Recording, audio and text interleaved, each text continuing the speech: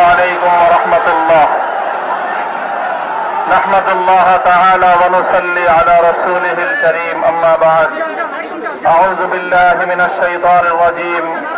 بسم الله الرحمن الرحيم. ومكروا ومكر الله والله خير الماكرين. صدق الله العظيم. 26, 27, 28 March 3 দিন ব্যাপী বাংলাদেশের হেফাজতে ইসলাম বাংলাদেশ কর্মী ও দেশপ্রেমিক তৌহিদি জনতার উপর নির্বিচারে গুলি চালিয়ে বৃষ্টি তাজা প্রাণ হত্যার প্রতিবাদে আয়োজিত আজকের হেফাজতে ইসলাম বাংলাদেশ ঢাকা মহানগরীর বিক্ষোভ সমাবেশে উপস্থিত সংগ্রামী সভাপতি, উপস্থিত হেফাজতে ইসলাম বাংলাদেশের কেন্দ্রীয় মহানগরী নেতৃবৃন্দ, সংগ্রামী বিক্ষুব্ধ তৌহিদি জনতা, আজকে দেশব্যাপী হেফাজতে ইসলাম বাংলাদেশের শান্তিপূর্ণ বিক্ষোভ কর্মসূচি পালিত হচ্ছে। হেফাজতে ইসলাম কেন আজকে বিক্ষোভ করার জন্য রাজপথে নেমেছে? আজ বাংলাদেশের এপ্রিল মাসের 2 তারিখ হেফাজতের তো রাজপথে থাকার কথা ছিল না। এপ্রিল মাসের 2 তারিখ সারা বাংলাদেশ জুড়ে MBBS এর ভর্তিচ্ছ পরীক্ষার্থীরা, আমাদের ছেলেমেয়েরা তারা ভর্তি পরীক্ষায় অংশগ্রহণ করার জন্য ব্যস্ত রয়েছে। আগামীকাল থেকে সারা বাংলাদেশে হাইয়াতুল আউলিয়ার অধীনে বাংলাদেশের কওমি মাদ্রাসার সর্বোচ্চ স্তরের পরীক্ষা অনুষ্ঠিত হবে। এরপরেও আজকে হেফাজতে ইসলামকে রাজপথে নেমে আসতে হয়েছে।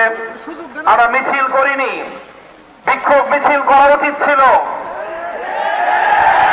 জঙ্গি কর্মসূচি দেওয়া উচিত ছিল, আমরা দেইনি। জনগণের দুঃখ কষ্ট লাঘব করার জন্য হেফাজত কতটা সহনশীল আজকের কর্মসূচি তার প্রমাণ। হেফাজতে ইসলামের আজকের প্রতিবাদ স্পষ্ট, পরিষ্কার ভাষায় বলতে চাই, যদি কেউ মনে করে থাকেন বুলেটের আঘাতে, বন্দুকের নল দিয়ে, চোখ রাঙ্গানি দিয়ে হেফাজতে ইসলামকে নিস্তব্ধ করে দেবেন, বোকা স্বর্গে বসবাস করে।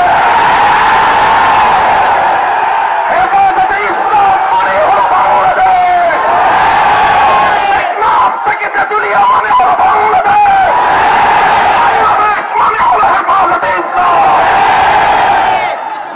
প্রশ্ন করতে মনে চায়, মিডিয়াতে দেখি সরকারি বিভিন্ন দায়িত্বশীলরা, মন্ত্রী, এমপিরা, প্রশাসনের বড় বড় কর্মকর্তারা, ওনারা মিডিয়া ব্রিফিং করছেন আর কান্না করছেন যে ওখানে এতগুলো সরকারি অফিস আদালত পুড়ে গেল, ওখানে এতগুলো কাগজপত্র পুড়ে গেল, এই হয়ে গেল, মহাসড়ক বন্ধ হয়ে গেল। কত কান্না, কত আহাজারি তাদের, কিন্তু পাখির মতো গুলি করে বৃষ্টি তাজা প্রাণ হত্যা করলেন। আমার বৃষ্টি মায়ের কোল খালি করলেন, বৃষ্টি সন্তানকে অত্যাচার হত্যা করলেন। মাননীয় আইজিপি সাহেব, আপনার মুখ থেকে তো একটিবারের জন্য ওই 20 জন শহীদের জন্য এতটুকু সমবেদনা প্রকাশ পেতে দেখা গেল না। আপনাকে আইজিপি নিয়োগ করা হয়েছে দেশের মানুষের নিরাপত্তা দেওয়ার জন্য, পুলিশ বাহিনী দিয়ে জনগণের নিরাপত্তা নিশ্চিত করবার জন্য। পুলিশ বাহিনীকে আমরা পিস্তল এবং আমরা বন্দুক সরবরাহ করেছি, রাষ্ট্র সরবরাহ করেছে জনগণের নিরাপত্তা নিশ্চিত করবার জন্য, জনগণকে হত্যা করবার জন্য নয়। ও, এরা তো বাংলাদেশের নাগরিক না, এরা তো হেফাজতে ইসলামের কর্মী। যদি এই হয় আপনাদের ভাবনা, এই যদি হয় আপনাদের চিন্তা, মনে রাখবেন আগামীর বাংলাদেশ হেফাজতে ইসলামের বাংলাদেশ।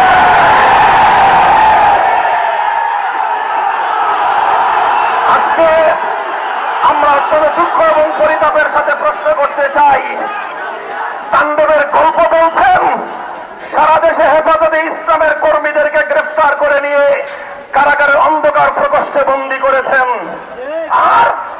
আর যে অমানবিক আচরণ আমাদের কর্মীদের সঙ্গে করা হয়েছে, আমি মানবাধিকারের জায়গা থেকে বিশ্ব মানবাধিকার সংস্থাগুলোর দৃষ্টি আকর্ষণ করে বলতে চাই, বাংলাদেশের প্রশাসনের উচ্চপদস্থ গোয়েন্দা কর্মকর্তাদের কাছে আমি দাবি তুলতে চাই, তদন্ত করুন।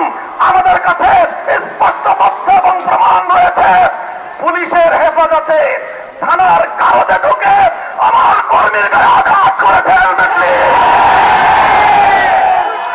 পুলিশের হেফাজতে থেকে থানার কারণে ঢুকেও হেফাজতের কর্মীরা আজকে এই হেলমেট লীগের আক্রমণ থেকে পরিত্রাণ পাচ্ছে না। গত শুক্রবার 26শে মার্চ বাংলাদেশের স্বাধীনতার সুবর্ণ জয়ন্তী যেই হেলমেট লীগ কলঙ্কিত করলো, সারা দেশে এত তাণ্ডবের গল্প, এত মামলা, এত গ্রেফতার, যুবলীগ ছাত্রলীগের কোন সন্ত্রাসীটা গ্রেফতার হয়েছে জানতে চাই। আমরা ওদেরকে গ্রেফতার করে আমরা দাবি জানাই, ভিডিও ফুটেজ, সিসিটিভি, সাংবাদিকদের ক্যামেরা, জনগণের সোশ্যাল মিডিয়াতে ভাইরাল যেই সকল ছবিগুলো বাইতুল মুকাররম থেকে নিয়ে ব্রাহ্মণবাড়িয়ার হাটহাজারীতে প্রকাশ পেয়েছে, যারা বিনা উস্কানিতে আমার তাওহীদি জনতার উপর হামলা করেছিল, তারা কেন আজকে আইনের হাত থেকে, প্রশাসনের কাছ থেকে এখন নিরাপদে থেকে মাস্তানি করে বেড়াচ্ছে?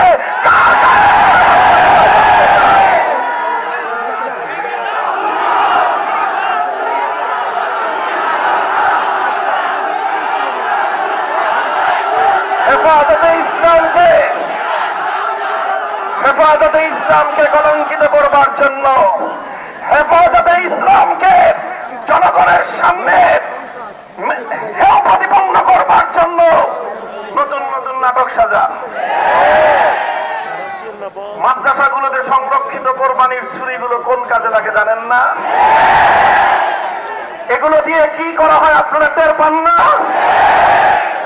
আপনারা কোরবানির চামড়া নিয়ে যা তামাশা শুরু করেছেন, আগামী দিনে কওমি মাদ্রাসার ছাত্ররা রাষ্ট্রকে বিনামূল্যে কোরবানির দিন যে সার্ভিস দেয় সেটা হয়তো বন্ধ করে দিতে হবে। তখন হয়তো আমরা কোরবানির ছুরিগুলো সংরক্ষণ করব না। এই ছুরিগুলো দেশের কল্যাণে নিয়োজিত, এই ছুরিগুলো দেশের ধর্মপ্রাণ মুসলমানদের কোরবানির দায়িত্বে নিয়োজিত। বারবার এই ছুরি নিয়ে আপনারা নাটক করেন, এই নাটক তো অনেক পুরাতন হয়ে গেছে। এরপর আবার নাটক মঞ্চস্থ করা হয়েছে। কারা করলো জানতে চাই, মুখোশ অর্জন করতে হবে। মিডিয়া কর্মীদেরকে একটা কথা বলবো, মিডিয়া অনেক শক্তিশালী আমরা মানি। মিডিয়া আজকে বাংলাদেশ নয় সারা পৃথিবীকে নিয়ন্ত্রণ করে সেটাও জানি।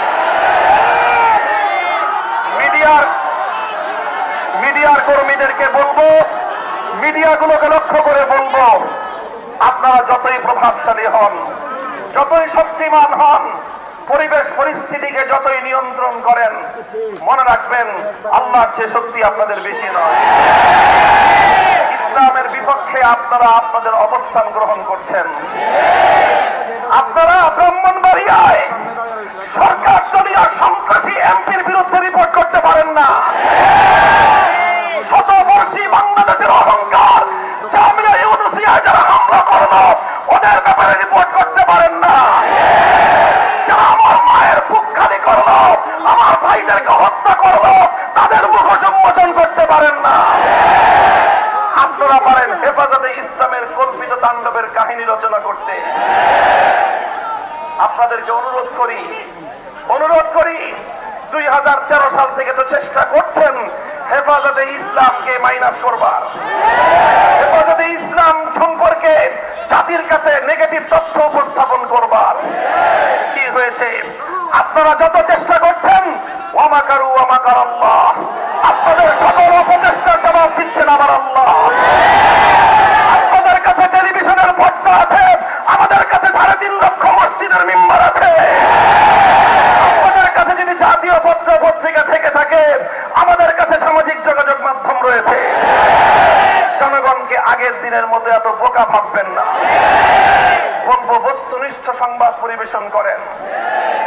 ব্রাহ্মণবাড়িয়ার মিডিয়ার কর্মীরা কেউ ভুলক্রমে হয়তো আবেগের বশবর্তী হয়ে কোনো গ্রামের কেউ পল্লীগাঁয়ের কেউ না চিনে না বুঝে হয়তো প্রেস ক্লাবে অথবা দুই একজন সাংবাদিকের উপর কোন ধরনের তারা ভুল আচরণ করে থাকতে পারে। কেন্দ্রীয় ভাবে আমরা সেজন্য দুঃখ প্রকাশ করেছি। আমাদের কথা আপনাদের ভালো লাগলো না, আপনারা হেফাজতকে বয়কট করার সিদ্ধান্ত নিলেন। মনে রাখবেন, যদি ইসলামকে বয়কট করেন, হেফাজতে ইসলামকে বয়কট করেন, এই জনগণ মিডিয়াকে বয়কট করবে। আমরা চাই মিডিয়া অতীতেও যেমনি ভাবে দেশ জাতি গঠনে গুরুত্বপূর্ণ ভূমিকা পালন করেছেন, সরকারের সমালোচনা করুন। সরকার দায়িত্বশীল মহল, সরকারের সমালোচনা করে সঠিক পথ দেখান। সরকার যেন জনগণকে এভাবে গুলি করে হত্যা করতে না পারে, তার বিরুদ্ধে আপনারা সোচ্চার হন। আপনারা যদি এ পথে চলেন, জনগণ আপনাদের সাথে থাকবে। সর্বশেষ কথা, হেফাজতে ইসলাম সম্পর্কে সকলকে বলবো রিমেম্বার ইট, ভালো করে মনে রাখবেন, হেফাজত কারো তল্পিবাহক নয়।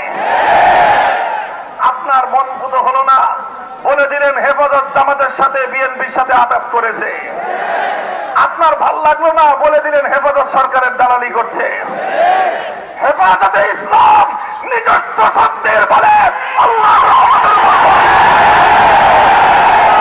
হেফাজত যখনই দেশের বিরুদ্ধে ষড়যন্ত্র হতে দেখবে, ইসলামের বিরুদ্ধে ষড়যন্ত্র হতে দেখবে, দেশের জনগণের বিরুদ্ধে ষড়যন্ত্র হতে দেখবে, কারো রক্তচক্ষুর পরোয়া করবে না, রাজপথে নেমে আসবে। আগামী দিনে আমিরে হেফাজত আল্লামা জুনায়েদ বাবুনগরীর পক্ষ থেকে যে কোনো আন্দোলন সংগ্রামে সাড়া দেওয়ার জন্য, বাংলাদেশের ভাবমর্যাদা রক্ষা করবার জন্য আরো বড় ত্যাগ আর কোরবানি স্বীকার করতে আমরা প্রস্তুত রয়েছি।